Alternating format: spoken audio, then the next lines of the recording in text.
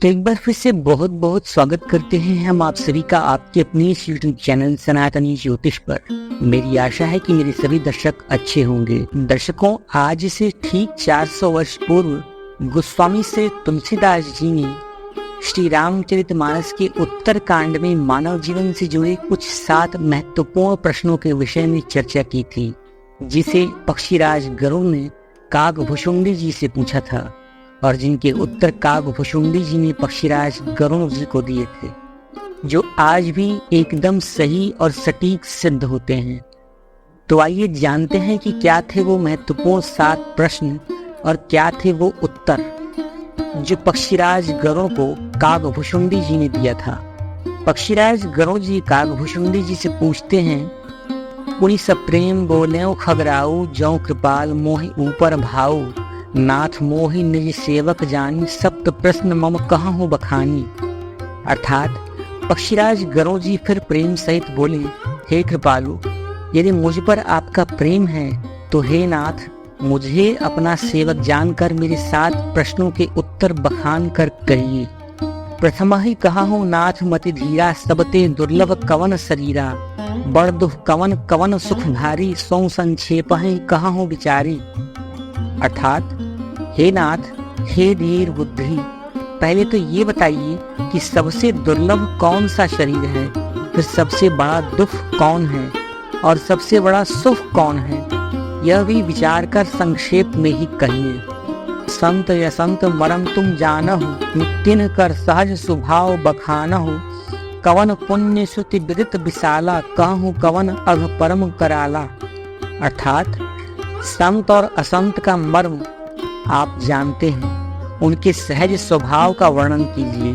फिर ये कहिए कि श्रुतियों में सबसे प्रसिद्ध महान पुण्य कौन सा है और सबसे महान भयंकर पाप कौन है। मानस रोग कहूँ समझाई, तुम सर्वज्ञ कृपा अधिकाई, तात सुनहु सादर यति प्रीति, मैं संक्षेप कहूँ यह नीति। अर्थात फिर मानस रोगों को भी समझा कर कहिए, आप सर्वज्ञ हैं और मुझ पर आपकी कृपा भी बहुत है। फिर काकभुशुंडी जी ने कहा, हे तात, आप अत्यंत आदर और प्रेम के साथ इस बात को सुनिए, मैं यह नीति संक्षेप में कहता हूँ। फिर काकभुशुंडी जी कहते हैं, नरतन समनहि कवनी उदेहि, जीव चराचर जाचत तेहि, नरक स्वर्ग अपवर्ग निसेनी, ज्ञान विराग भगति शुभ देनी। अर्थात मनुष्य के शरीर के समान कोई शरीर नहीं है, चर अचर सभी जीव उसकी याचना करते हैं। वह मनुष्य शरीर नरक स्वर्ग और मोक्ष की सीढ़ी है तथा कल्याणकारी ज्ञान वैराग्य और भक्ति को देने वाला है।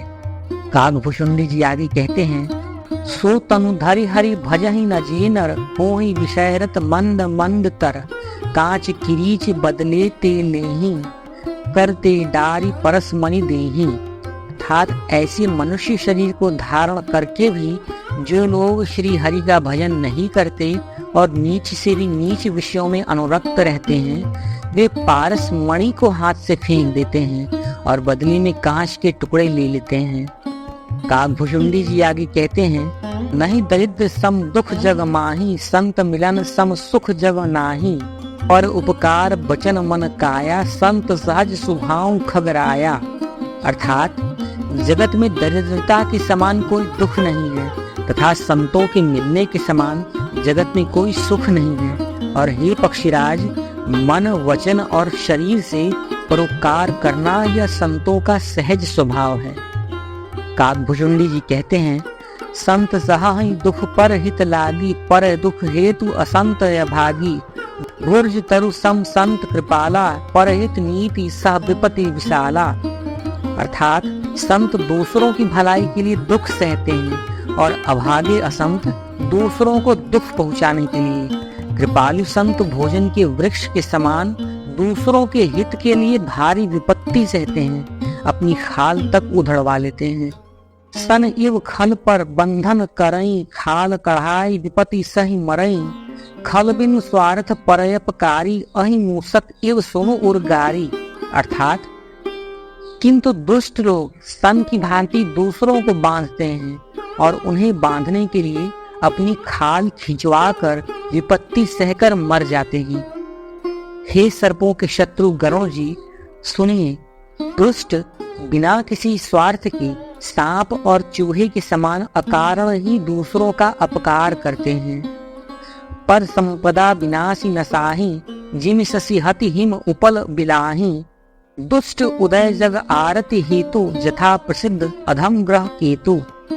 अर्थात वे पराई संपत्ति का नाश करके स्वयं भी नष्ट हो जाते हैं, जैसे खेती का नाश करके ओले नष्ट हो जाते हैं। दुष्ट का अभ्युदय अर्थात उन्नति प्रसिद्ध अधम ग्रह केतु के उदय की भांति जगत के दुख के लिए ही होता है। संत उदय संतत सुखकारी, विश्व सुखद जिन इंदु तमारी। परम धर्म श्रुति विदित अहिंसा, पर निंदा सम अघन गरीसा। अर्थात और संतों का अभ्युदय सदा ही सुखकर होता है, जैसे चंद्रमा और सूर्य का उदय विश्व भर के लिए सुखदायक है। वेदों में अहिंसा को परम धर्म माना है और पर निंदा के समान भारी पाप नहीं है। हर गुण निंदक दादुर होई, जन्म सहस्त्र पाव तन सोई। द्विज निंदक बहु नरक भोग करी, जग जन्मय बायस शरीर धरी। अर्थात शंकर जी और गुरु की निंदा करने वाला मनुष्य अगले जन्म में मेंढक होता है और वह 1000 जन्म तक वही मेंढक का ही शरीर प्राप्त करता है। ब्राह्मणों की निंदा करने वाला व्यक्ति बहुत से नरक भोग कर फिर से जगत में कौवे का शरीर धारण करके जन्म लेता है। इसके बाद काकभूषुंडी जी आगे कहते हैं, सुर श्रुति निंदक जे अभिमानी, रौरव नरक परहि ते प्राणी। होहि उलूक संत निंदारत, मोह निशाप्रिय ज्ञान भानुगत। अर्थात जो अभिमानी जीव देवताओं और वेदों की निंदा करते हैं वे रौरव नरक में पड़ते हैं। संतों की निंदा में लगे हुए लोग उल्लू होते हैं, जिन्हें मोह रूपी रात्रि प्रिय होती है और ज्ञान रूपी सूर्य जिनके लिए अस्त हो चुका है। तो कुछ इस प्रकार से श्री काकभूषुंडी जी पक्षीराज गरुड़ जी को इन 7 महत्वपूर्ण प्रश्नों के उत्तर अपने इन दोहों के माध्यम से पक्षीराज गरुड़ जी को देते हैं, जो आज भी हमारे इस मानव समाज में मानव जीवन के लिए एक महत्वपूर्ण मील का पत्थर सिद्ध होते हैं और आज भी ये सारे कथन 100% सत्य सिद्ध होते हैं। मेरी आशा है कि आपको आज की हमारी यह श्री रामचरितमानस के उत्तरकांड की यह विशेष प्रस्तुति अच्छी लगी होगी। अगर हाँ, तो इस प्रस्तुति को एक लाइक कीजिए और कमेंट बॉक्स में श्री रामचरितमानस का जो भी दोहा आपको याद हो उसे जय श्री राम के उद्घोष के साथ कमेंट बॉक्स में जरूर लिखें। एक नई प्रस्तुति लेकर हम शीघ्र मिलते हैं, तब तक के लिए आप सनातनी ज्योतिष को आज्ञा दीजिए। बहुत बहुत धन्यवाद।